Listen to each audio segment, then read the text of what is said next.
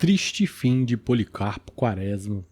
Essa será a obra que nós iremos fazer uma breve análise no vídeo de hoje. Obra de Lima Barreto. Bom, faz muito tempo que eu li essa obra.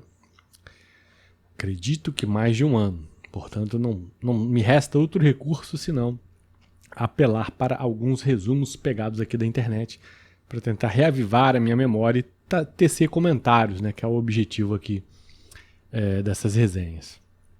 Pois bem, de uma maneira resumida, né, Triste Fim de Policarpo Quaresma, eu não preciso me preocupar muito com dar antecipações, né, o spoiler, porque o próprio título já enuncia, né, que será um fim triste para esse personagem. É um personagem cuja inspiração clara, à medida que você vai lendo a obra, você percebe ele é um patriota, né? Inclusive, poderia se perceber isso pela própria capa do livro, que é o verde e amarelo, né? Então é um patriota que vai ter um triste fim. Diria que ele tem características pitorescas, talvez um pouco exageradas, né? O Lima Barreto dá esse caráter patriótico dele de forma exacerbada. Ele é alguém que chega a defender algumas posições que são ridicularizáveis, vamos dizer assim, como, por exemplo, a ideia de que a língua oficial do país pudesse ser o tupi, guarani. Apesar de ser, digamos, um tanto quanto ridicularizável, se você parar para pensar com calma, seria natural de se pensar que a língua brasileira fosse a dos que antes estivessem aqui, não é verdade? Mas, no entanto, nós aderimos à língua europeia, da descendência europeia, seguindo aí uma tendência eurocêntrica da cultura em toda a América, né?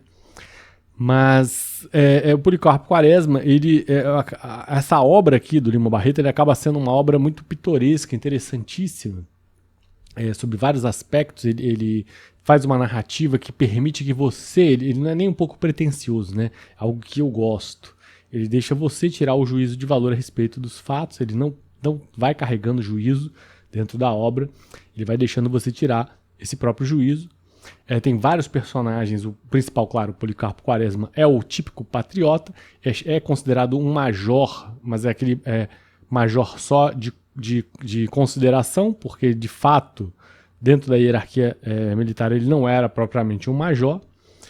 E o livro pode se dividir em três partes, né? A primeira parte em que ele vai se debruçar aí dentro da cultura nacional no que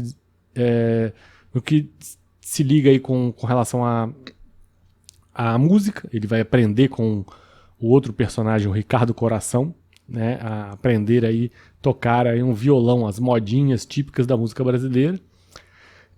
Um segundo momento em que ele vai meio que se autoexilar dentro de sítios, onde ele vai aproveitar aí os recursos naturais tipicamente brasileiros e exortar aí a fauna e a flora e a botânica brasileira, né? E um terceiro momento em que ele vai, apesar de ter ao longo da obra o tempo todo tentado se esquivar da questão política, no terceiro momento é o momento em que inequivocamente ele vai ter que se defrontar com as questões políticas do país, e é justamente aonde ele vai ter aí o seu triste fim, né? Bom, antes de dar prosseguimento a essa resenha, essa análise, gostaria de agradecer demais as pessoas que colaboram aqui com esse canal. Graças a vocês, sem dúvida que nós temos aí força e empenho para continuarmos vivos aqui produzindo conteúdo. E claro, convidar você que ainda não contribui para que contribua, porque de fato a vida contemporânea exige de nós tempo, esforço, e são coisas que são demandadas aqui para a produção desse canal. Além do que, todo o dinheiro que você investir aqui nesse canal, sem dúvida será revertido para que nós possamos ampliar a ideia básica desse canal, que é a de que cada vez mais as pessoas larguem questões cotidianas, mesquinhas, de disputas e intrigas, e possam se debruçar no que realmente é um fim em si mesmo para a vida, que é a imaterialidade do apreciar, contemplar a arte e a cultura. Esse é o objetivo aqui desse canal. Pois bem, então, se você gostaria de contribuir, seja com uma contribuição avulsa ou mesmo com uma contribuição mensal, os links estão disponibilizados aqui no campo de descrição desse vídeo. O Apoia-se para contribuições constantes, né, mensais, ou o Pix para contribuições avulsas. E, além disso, claro, fica o convite também para participar dos grupos. Né? Nós temos dois tipos de grupos de WhatsApp e o grupo de Facebook, ambos os grupos muito interessantes, muito legais, vale a pena, os links estão disponibilizados aqui também no campo de descrição. E por fim, fica o convite também para me seguir no Instagram. Né? É isso. Dando continuidade aqui ao Triste Fim de Policarpo Quaresma, obra do Lima Barreto. A gente tem personagens como o próprio Policarpo Quaresma, que é conhecido por Major, era subsecretário do Arsenal de Guerra, era um patriota apaixonado pelo Brasil, pequeno e magro, era visto com muita curiosidade por todos, já que era um estudioso, mas não era valorizado por se envolver com política. É interessante essa questão dele ser um estudioso. Na obra há menção sobre ele ter uma biblioteca particular na casa dele e isso causar uma espécie de escândalo, não diria escândalo, mas estranheza da vizinhança, né? Algo que pessoalmente eu já passei por isso também. As pessoas, pô, mas por que você tem livros? Você tem alguma pretensão de passar em algum concurso, alguma coisa? Não, eu gosto de ler. Isso é algo que, infelizmente, veja, um dos motivos pelos quais a gente solicita aí a sua contribuição para expandir essa ideia, né, de gostar de conhecer, gostar de ter curiosidade, de gostar de ler sem nenhuma pretensão profissional. Né? Isso é algo que, infelizmente, o brasileiro ainda estranha e o Lima Barreto já narrava isso ao seu tempo através da figura do Policarpo Quaresma, alguém que tinha uma biblioteca pessoal em casa e que isso gerava alguma espécie de estranheza junto à vizinhança. A vizinhança não entendia por que ele tinha livros se ele não pretendia galgar cargos aí, né, patamares dentro da hierarquia militar ao qual ele pertencia. Mas, de fato, isso ainda nos dias de hoje, apesar dessa obra ser tão antiga, né, do início do século XX, ainda assim, até hoje, no século XXI, pode-se dizer, tem grande validade. As pessoas continuam estranhando a outra que simplesmente gosta de ler sem nenhuma pretensão, né, aprecia a arte sem nenhuma pretensão. Isso é algo inacreditável para algumas pessoas, né? Pois bem, né, vestindo quanto ao Policarpo Quaresma, o personagem, né, vestindo sempre seu fraque preto, era muito respeitado. Estou aqui lendo um texto que não é meu, tá? Um resumo, um breve resumo, claro que eu vou dando minhas pinceladas aqui, hora aqui, outra ali, mas é um resumo que eu peguei da internet. Então, vestindo sempre seu fraque preto, era muito respeitado por todos e até tido como um louco ao propor que a língua nacional fosse o tupi. Conforme eu falei, ele chega a esse devaneio, na minha opinião, um tanto quanto radical, de propor que a língua pudesse ser o tupi-guarani, a língua do Brasil. Participa como major na guerra e acaba morto numa prisão. Bom, aí já saiu, né? O spoiler já saiu, enfim, no final do livro. Ricardo Coração dos Outros, que aí tocava violão, é o professor de violão dele, né? Tocava violão e cantava modinhas tipicamente brasileiras, né? É um artista admirado pela sociedade e torna-se amigo do Policarpo Quaresma, pelo amor pelo violão que ele tinha em comum, né? Além do patriotismo. Né? A Olga, a afilhada de Policarpo, está sempre fazendo visitas ao seu padrinho. Era muito parecida com Policarpo em sentimentos revoltosos. Casou-se sem estar apaixonada, apenas para obedecer uma ordem social. Infelizmente, essa história de casar-se por conveniência, até os dias de hoje, infelizmente é muito comum. Ismênia, vizinha de Quaresma, estava noiva há 5 anos, até que quando o casamento é marcado, seu noivo some. A jovem menina fica triste, que acaba adoecendo psicologicamente e fisicamente, morre e é enterrada com o vestido de noiva, conforme seu desejo. Outro personagem, o general Albernaz, pai de Ismênia e vizinho de Quaresma. Né? Então Quaresma era alguém que tinha alguns amigos importantes, né? O general Albernaz, e depois a gente vai falar do tenente-coronel Bustamante. Né? Aqui Adelaide, irmã mais velha de Policarpo, solteira, vivia com Policarpo e foi com ele para o sítio. Né? O segundo momento do livro em que ele se exila num sítio, vamos dizer assim. Coleone, pai de Olga, Anastácio, empregado negro de Policarpo Quaresma, companheiro na solidão com seu patrão. Foi com ele para o sítio, era seu servo fiel. E finalmente aqui o Bustamante, tenente-coronel, amigo e general amigo do general Albernaz, participou da revolta. Quando eu falo revolta aqui, é o seguinte, a gente está mencionando um momento histórico do Brasil. O Lima Barreto teve esse cuidado de permear a obra com um momento histórico que era a Revolução Republicana. Ou seja, a ruptura com o sistema monárquico até então. Então, O Triste Fim de Policarpo Quaresma, de Lima Barreto, narra a trajetória de Policarpo Quaresma, um patriota ímpar que causa estranhezas nas pessoas pelos seus ideais e coragem. O livro é dividido em 3 partes, conforme eu falei. A primeira, descrevendo uma rotina de Policarpo Quaresma, um major que não era realmente um major, era apenas um apelido, né, a ideia de major dele. O Policarpo era um homem respeitado pela vizinhança, mas ao mesmo tempo os estranhavam por causa de seu amor pelos livros e pelo patriotismo exaltado. Veja, esse estranhamento em relação ao amor pelos livros revela um tom um tanto quanto, digamos, uma característica, uma natureza jocosa da sociedade brasileira, que pode-se dizer, né, provinciana. Até hoje, a sociedade brasileira majoritariamente é provinciana. É uma dura realidade, e que ficou mais evidente ainda hoje junto à era digital, quando você vê em campos de comentários, seja em questões de cunho moral, sexual, político, a sociedade brasileira é jocosa, é atrasada. Essa é a realidade. O Lima Barreto bem coloca isso. Então, estranhavam por causa de seu amor pelos livros. Amar os livros é uma coisa estranha para um homem jocoso, né? É estranho. Se você não lê para passar num concurso, por que você lê então? Não faz sentido, né? Na visão jocosa. Bom, o Policarpo Quaresma começou a aprender violão, o que causou mais espanto em seus vizinhos. Seu professor de música, que era o Ricardo Coração dos Outros, seu amigo, que irá lhe acompanhar até o fim. Além de aprender violão, também se dedicava aos estudos do Tupi-Guarani.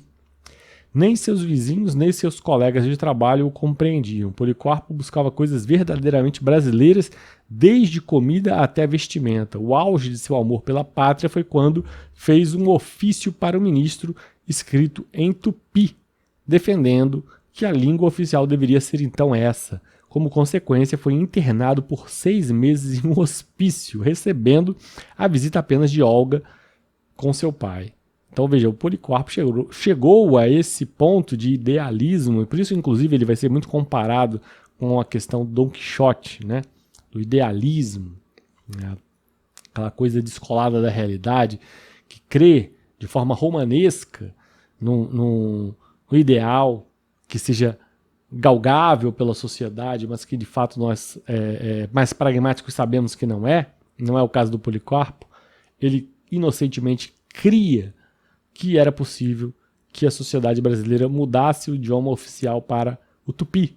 Claramente, isso repercutiu de forma negativa junto à hierarquia militar e acabou culminando com a sua internação, né, num hospício, veja só, né?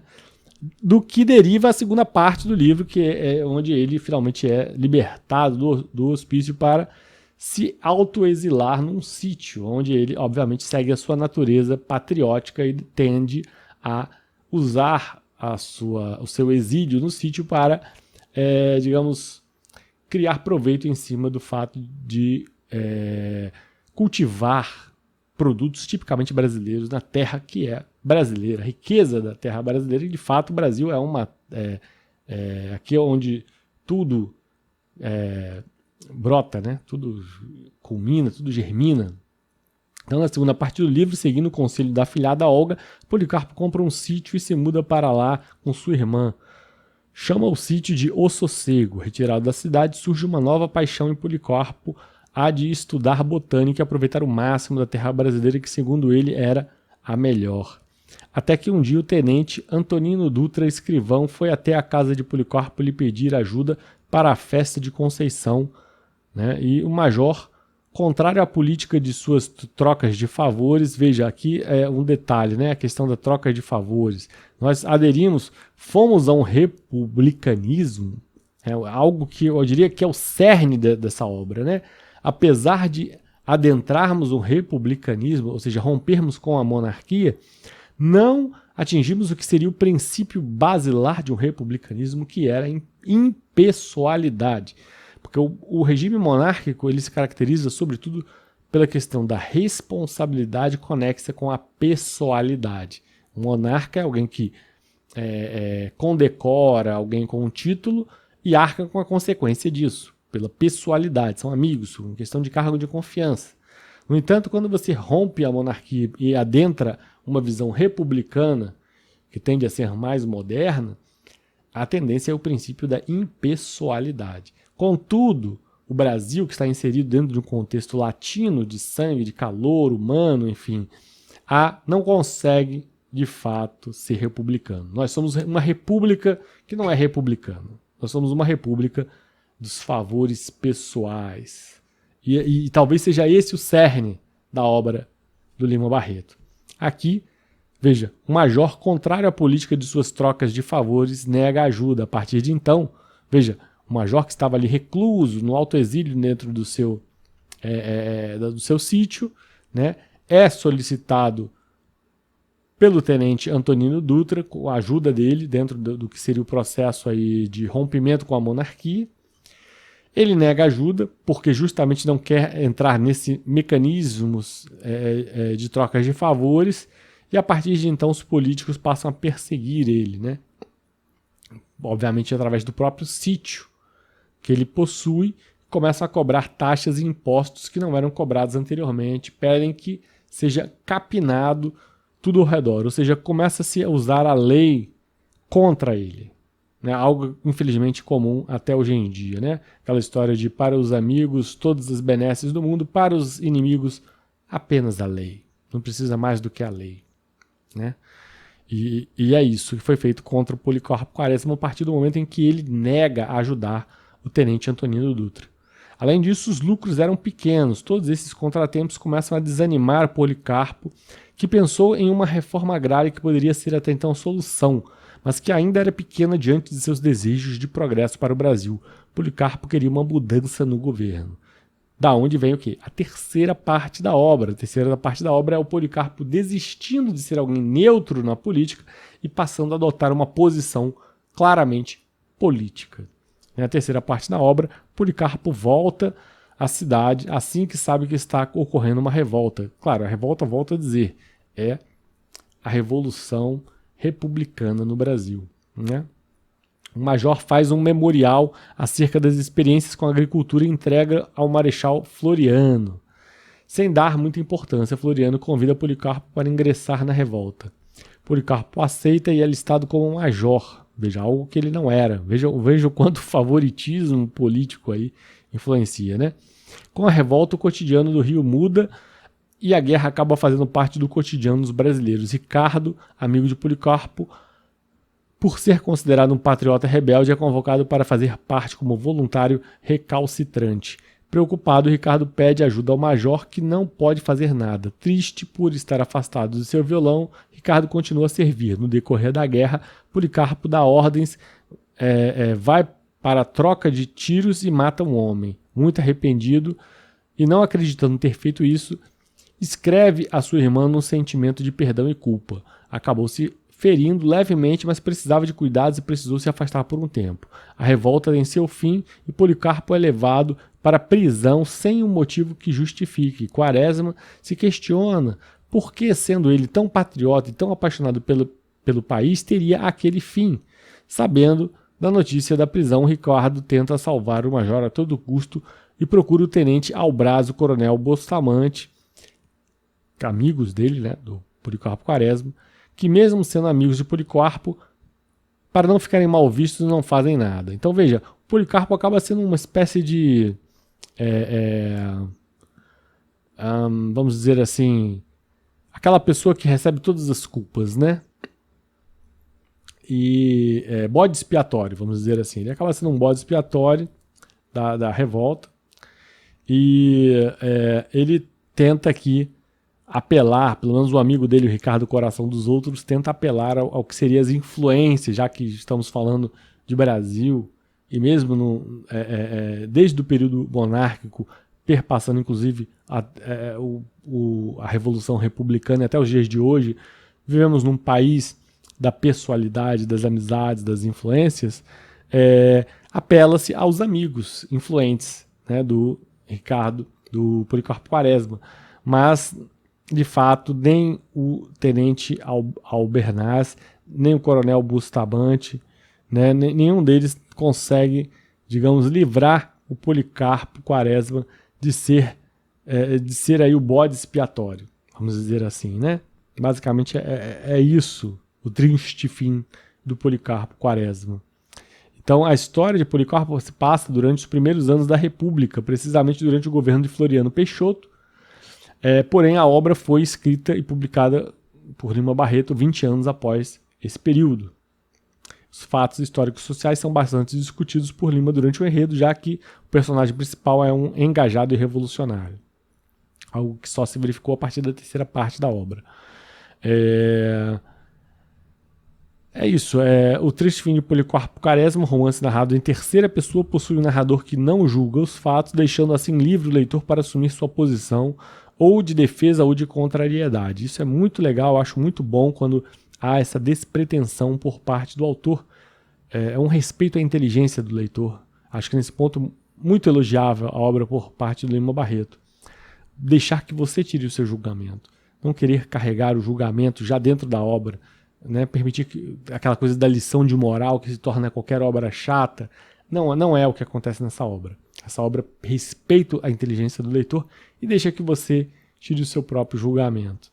O narrador passa por papel de leitor de sua própria história, narrando e esperando os acontecimentos. Em discussão entre os personagens, o narrador se posiciona, nem mesmo julga suas atitudes. Assim, ao mesmo tempo que sentimos pena da ingenuidade de Policarpo Quaresma, sentimos graça ao vermos tantos projetos e preocupações incomuns. Efetivamente, né? Sentimos as duas coisas. Pena do Policarpo Quaresma e, ao mesmo tempo, uma espécie de comicidade pelos exageros e devaneios dele, né? É a mesma visão que seus vizinhos possuem. Eles diziam que Policarpo não vivia a realidade e que era em vão e estranho um homem que não cursou a faculdade de ler tantos livros. Mais uma vez eu volto a dar o tom do caráter provinciano da sociedade brasileira, que desde a época de Lima Barreto até os dias de hoje não sofreu nenhuma alteração. Esse caráter provinciano persiste. De fato, não é nem um pouco compreendido pela esmagadora maioria da sociedade brasileira. O gosto gratuito pela cultura, pela arte. Se você gosta de arte, já se presume que você é um profissional da arte, que você vai ganhar dinheiro com a arte. Porque assim entende o provinciano. Tudo é feito por interesse. Assim entende o provinciano. Nada é feito por paixão, por prazer, por gosto, né? Infelizmente. Policarpo não era compreendido e não se fazia compreender, pois não buscava isso. Seu principal objetivo era repassar a cultura brasileira e exaltar o que de melhor havia no Brasil. O texto traz, claro, aquela intertextualidade com relação à obra de Cervantes, o Dom Quixote, pela questão do idealismo, né? O autor faz essa comparação tendo em vista que ambos não viviam a realidade, viviam seus sonhos e objetivos, embora parecessem estranhos para os outros. Então, sim, essa questão da intertextualidade com a obra de Cervantes, de certa forma, Triste Fim de Policarpo Quaresma, não deixa de ser uma forma, digamos, quixotesca de produzir uma obra literária adaptada à realidade brasileira, ou seja, um Dom Quixote brasileiro, vamos dizer assim. As três partes em que são separadas o livro representam os três grandes sonhos do personagem. Na primeira, Policarpo começa a aprender violão, ele busca nas modinhas brasileiras o resgate da cultura. Na segunda, ele se muda para o sítio, buscando assim retirar das terras brasileiras o seu sustento e acreditando que com tanta terra fértil, o melhor a ser feito era ser aproveitado. Já na terceira e última parte, o major busca, através de sua participação na revolta, transformar o país. Assim acontece que desde o título do livro já está anunciado que o seu desfecho não será feliz. O brasileiro Policarpo, que tanto acreditava em mudanças e melhoras, que tanto valorizava o que de mais brasileiro havia, acaba sendo acusado de traidor e morre na prisão. Ele, antes de sua morte, chega à conclusão que toda a sua vida, sua luta e todos os seus sonhos foram em vão. A pátria brasileira pela qual ele tanto sonhou e lutou não existia. Então, vamos fazer aqui uma análise, né? Da primeira parte em que ele adentra a questão da música, das modinhas, da cultura brasileira. Ele está certíssimo.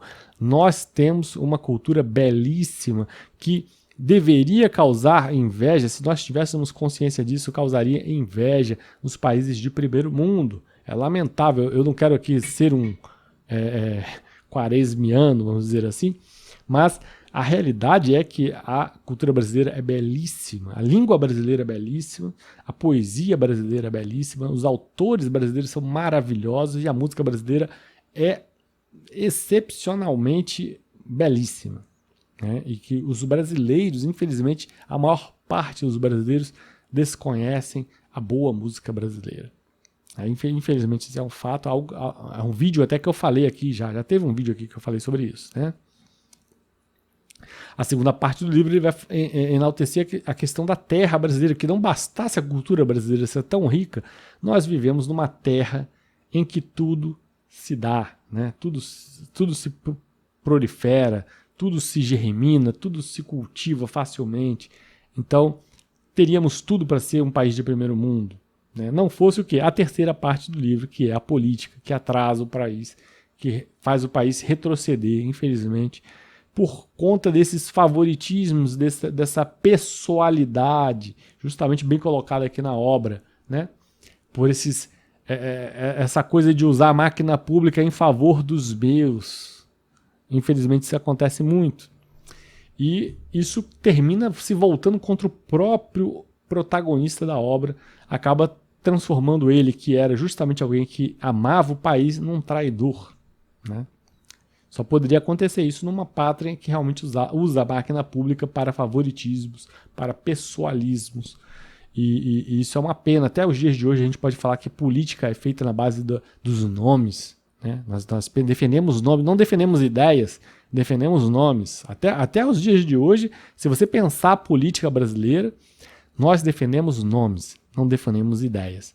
Poucas pessoas defendem ideias. A maior parte, esmagadora maioria do brasileiro, está defendendo nomes, o que é lamentável para o país, para o entendimento do que seria uma política pública impessoal. E a conclusão é que a pátria brasileira, pela qual ele tanto sonhou e lutou, não existia. Ou seja, a pátria brasileira não existe.